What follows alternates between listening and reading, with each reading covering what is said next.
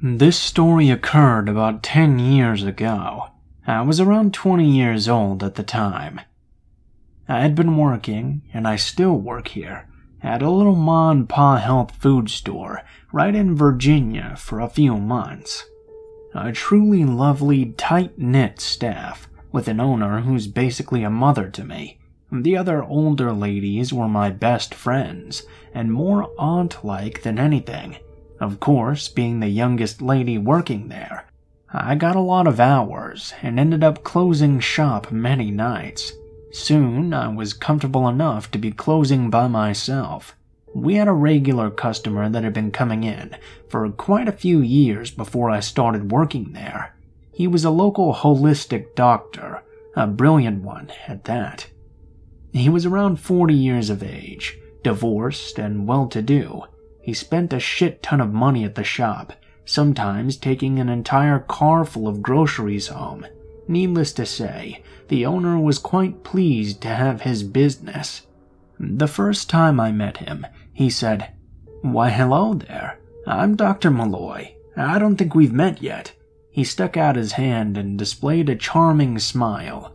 I will admit, he was quite handsome, very nice and funny. My coworker Pam stood a little to the side, and she sort of gave me a look that said, be careful with this one. Sort of a sixth sense thing she had going on. She was, and still is, very protective of me. She turned and said, "Oh yes, this is Diana. She just started working here." He replied, "Well, nice to meet you, Diana. It sure is nice to have some young blood around here." Rude and creepy. He took his sweet time and chit-chatted about what he did, how successful he was, and how he will be coming in more often to see my pretty face. He made sure my coworkers didn't hear that part. Fast forward a few more months, and this guy had been coming in almost nightly, specifically when he knew I'd be there alone. Basically always right around closing, which would annoy the shit out of me, but I was too nice and knew we needed the business. Then began the usual inappropriate questions. "How old are you? Where do you live? You must have a boyfriend. You know, if you ever need any help with your health, or if you need guidance, I can be of service. I also have a home office." I always answered very vaguely, and I never told him where I lived. One Thanksgiving, he asked if I was a good cook, and if I would mind coming over and cooking a turkey for him. No, of course not. At this point, I informed my boyfriend Jackson, now my husband, that this guy was seriously creeping me out. I told him he would likely be in the store on Friday night, and if he could please come in to keep me company while I began to close. My boyfriend comes in. Not a few minutes later, Dr. Malloy comes in and looks stunned when he sees my boyfriend. I look at my boyfriend and nod. "Hey, buddy," he says, in a condescending tone, of course. His whole demeanor was changed, and his eyes were like dead holes, fixed on me like I had betrayed him. My boyfriend was leaning on the counter as Dr. Malloy was piling things on quickly and silently. I should mention my boyfriend is a 6'7" scruffy bearded mountain of a man, and he was wearing his cycling clothes as well. Dr. Malloy checks out, says, "See you soon," ignores my boyfriend and leaves, winking at me on the way out. My boyfriend was noticeably pissed, and he watched Dr. Malloy go out to his car. The next day, Dr. Malloy confronted me about him. "Was that him? Your boyfriend? He's a real bro, huh? Snarky and pompous." "Yes, he's actually really wonderful." Jackson starts staying with me to close whenever he can at this point. Dr. Malloy always started waiting for me to go on break and followed me, and trying to eat with me at the cafe nearby. The ladies were all getting very annoyed as well, and I started hiding. You know, all that shit. Well, I got a pretty bad rib injury on my bike, and I decided to stay home. I lived in a very secluded old apartment, a 15-minute walk away, that sat right above an old art gallery. That day, my friend was visiting from Germany. I was so excited to see them. He He brought me food and coffee, and we were chilling inside catching up when a knock came at the door.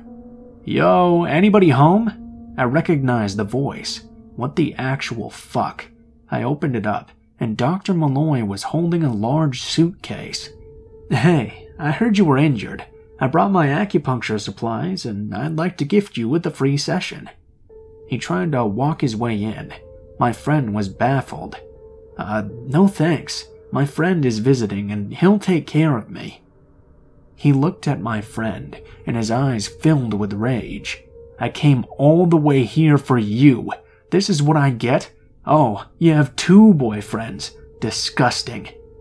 At this point, my friend stepped between us, tells him to leave, and shuts the door. Dr. Malloy bangs on the door, cussing and flipping the fuck out. Eventually, he leaves, though. I told the ladies and my boyfriend. My boyfriend was enraged and wanted to go kill this guy, but things calmed down for a bit, and Dr. Malloy went away for a while. Now his roommate starts scouting me out for him, though, asking me if I'd like to come over for dinner to their place and have some fun, that Dr. Malloy misses me. I'm pissed and tell him to fuck off, of course. This friend of his just wasn't right, like pedophile kinds of not right. Now, D-Day. Dr. Malloy waits in front of the store as I leave for my break. My boyfriend was on his way to take me out. Dr. Malloy stops me and says, "I'm taking you." "No, I'm going to eat with my boyfriend. Please just leave me alone, man. Just stop." "No, I'm taking you to Montana. Get in my car. Leave your boyfriend. I can take care of you for the rest of your life. I need a wife. I know you love me. Don't lie to me." He was saying this all through his teeth, quietly and angrily. He was holding onto my wrist, trying to drag me away, when Pam busts the door open, screaming and pulling his shoulders. Dr. Malloy grabs my hair, basically all but ripping it out of my head.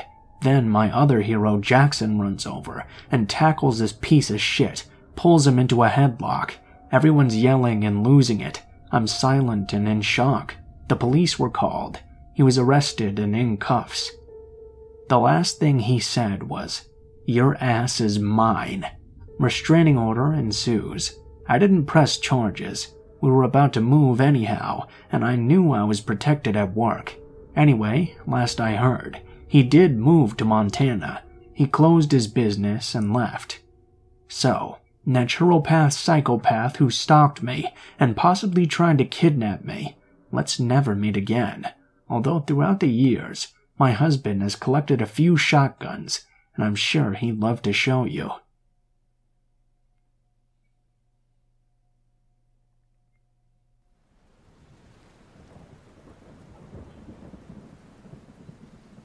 I was 17, mid-20s now. I worked at a local grocery store in a small, mundane town. Being a high school student, I worked evenings and got out at around 10:30 p.m. I walked home alone every single night, and I had worked there since I was 15 years old. It was my area, where I grew up, so I never had any fear. Thankfully, though, I was always still alert. On this night, I was about halfway home, just passing by my local 24-hour convenience store. I always became somewhat more alert after this point, because until then, I was walking on well-lit main roads, and I could probably motivate my stubby little legs to sprint to the store if anything happened. After that, though, it's all small residential roads, with many a dark place to hide, for either myself or would-be murderers. I walked past the store and noticed a few cars parked outside. Nothing too out of the ordinary.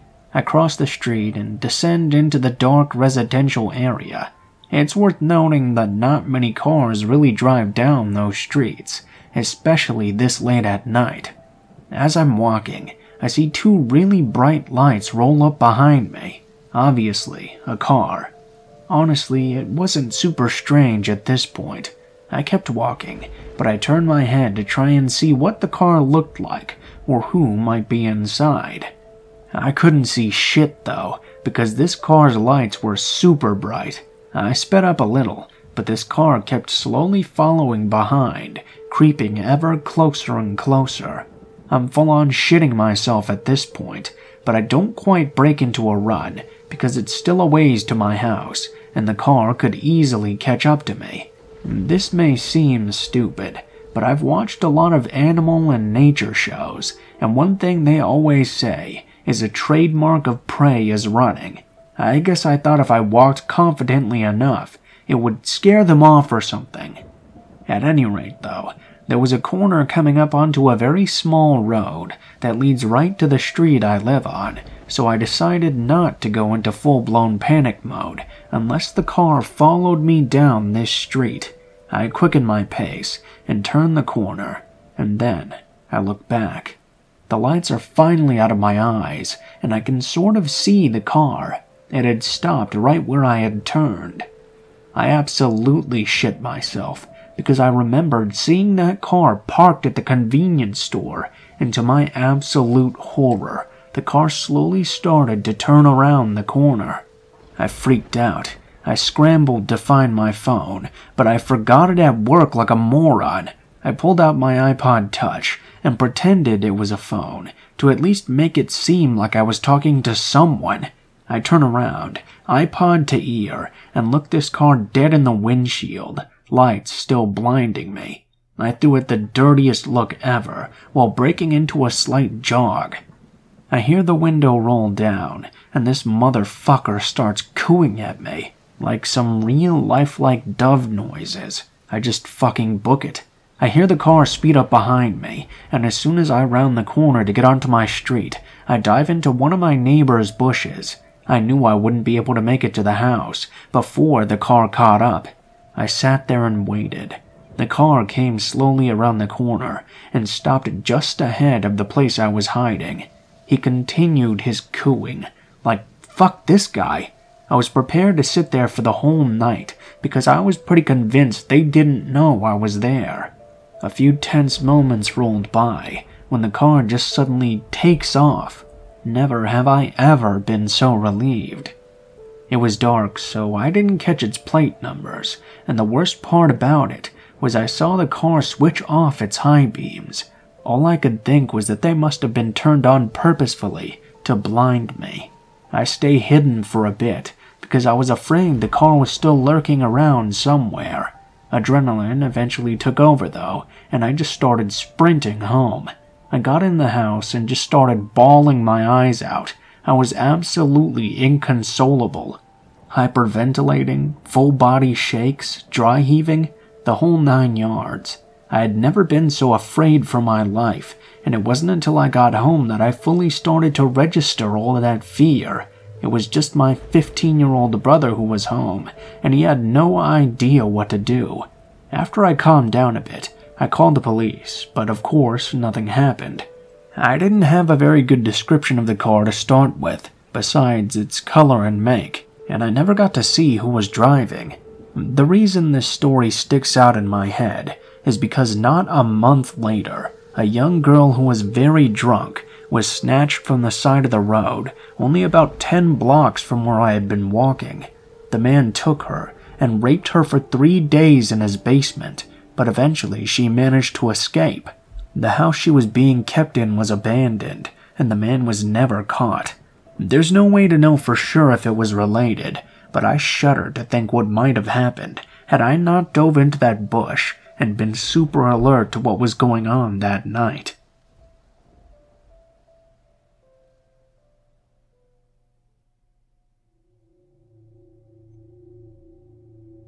When I was approximately 16.5 years old in 2007, my living situation was quite interesting. My family had been living in a trailer park next to my mother's best friend, Jamie.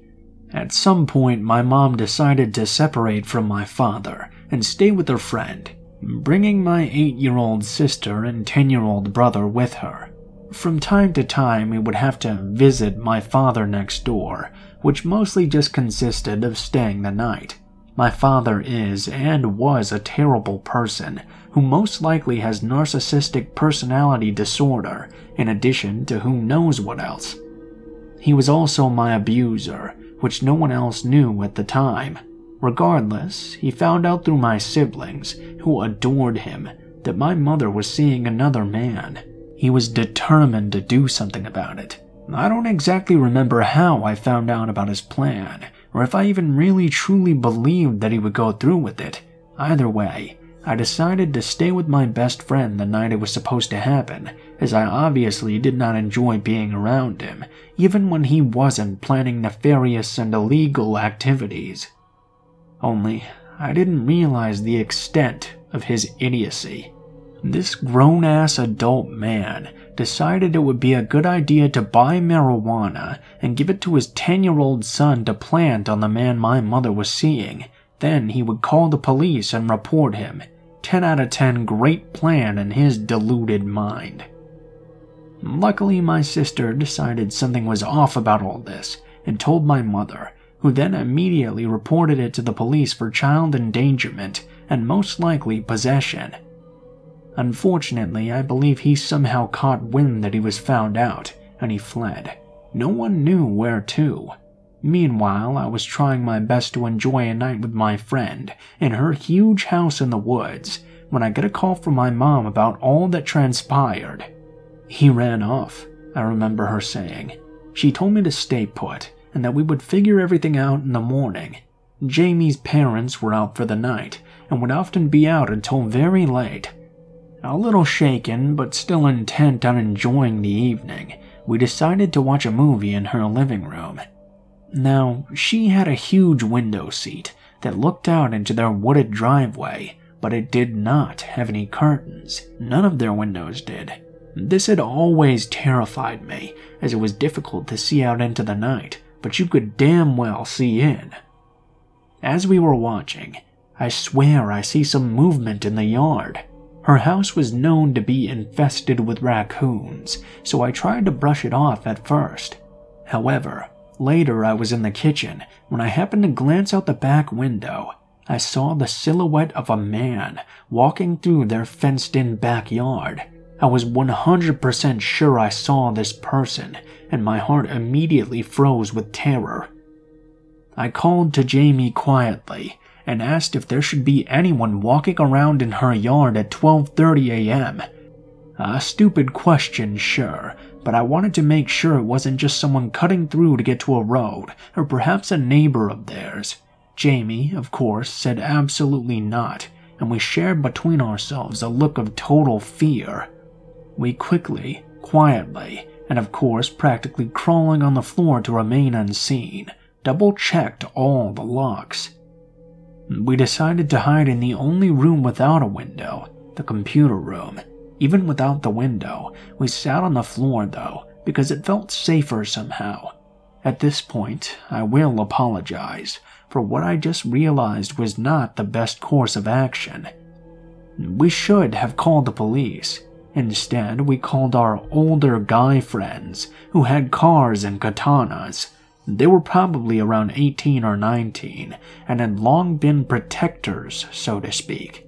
They always felt like older brothers to us, and they promised they would come right over.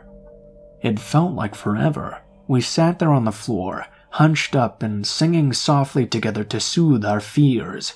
At some point, there may have been multiple knocks, but I'm not sure I'm remembering that correctly. The men soon arrived and checked out the perimeter with their swords. No signs of anyone, but they stayed with us just in case. All the while I was freaking out, thinking my father had blown a gasket and decided to come after me, possibly believing I'd ratted his plan out. Nothing ever came of that night, nor did anything like it happen again. My dad was eventually found to have run off to New York, which was just fine by me. To this day, I'm terrified of windows without covering at night. Anyway, backyard bastard, let's not meet, although I have a sinking feeling we already have.